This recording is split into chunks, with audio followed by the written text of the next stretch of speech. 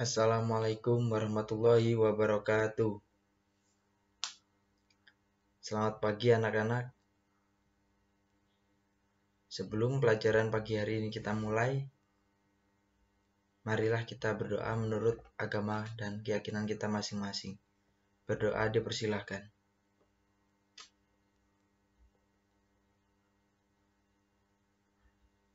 Dapat diakhiri. Sebelum pelajaran kita mulai, silahkan melakukan presensi di kolom komentar seperti biasanya. Setelah selesai melakukan presensi, sekarang langsung saja kita mulai pembelajaran hari ini. Jadi hari ini kita akan belajar tentang KD 3.4, yaitu menelaah struktur dan kebahasaan teks narasi atau cerita fantasi yang dibaca dan didengar. Tujuan pembelajaran dari KD 3.4 ini adalah yang pertama, menjelaskan struktur cerita fantasi. Yang kedua, menjelaskan ciri kebahasaan cerita fantasi.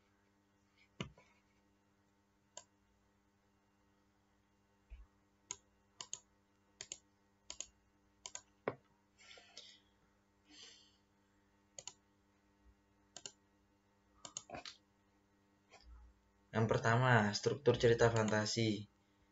Struktur cerita fantasi ini nantinya akan dibagi menjadi 4. Yang pertama adalah judul, kemudian yang kedua orientasi, yang ketiga komplikasi, dan yang keempat adalah resolusi. Apa sih judul itu? Apa orientasi itu? Atau apa komplikasi itu? Apa resolusi itu? Akan saya jelaskan setelah ini.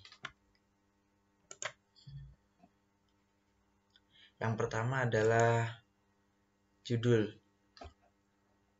Jadi judul itu merupakan kepala karangan, merupakan tema atau sesuatu yang menggambarkan dari isi dari cerita. Jadi di sini konteksnya kan cerita fantasi. Jadi judul itu sesuatu yang menggambarkan isi cerita dari teks fantasi. Seperti itu. Kemudian yang kedua adalah orientasi. Nah, orientasi ini merupakan bagian awal dari sebuah cerita fantasi.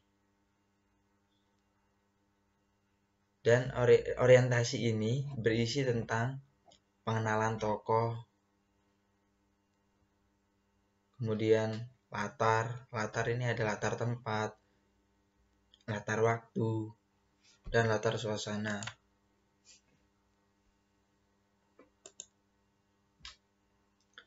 Yang ketiga adalah komplikasi. Nah, komplikasi ini merupakan bagian inti dari cerita fantasi dan berisi tentang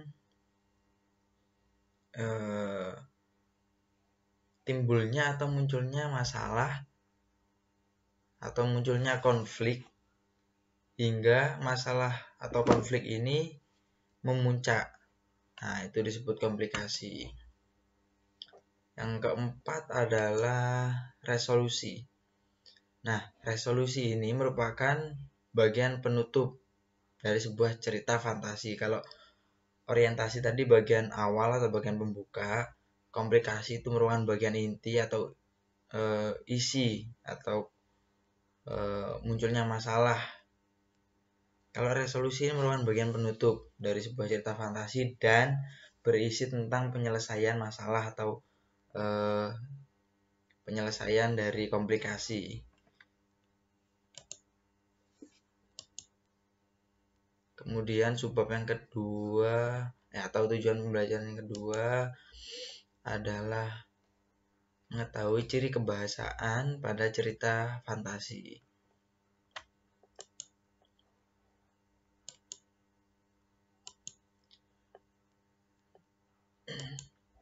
Ciri kebahasaan pada cerita fantasi yang pertama yaitu cerita fantasi sering menggunakan kata ganti orang sebagai sudut pandang penceritaan.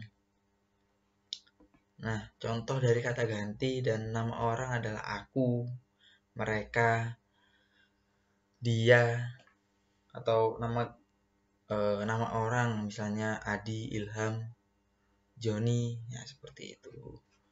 Yang kedua, ciri kebahasaan pada cerita fantasi yaitu penggunaan kata yang berkaitan dengan panca indera untuk penggambaran. Contohnya di sebuah lahan hijau yang luas. Nah, itu kan masih berkaitan dengan panca indera penglihatan. Seperti itu.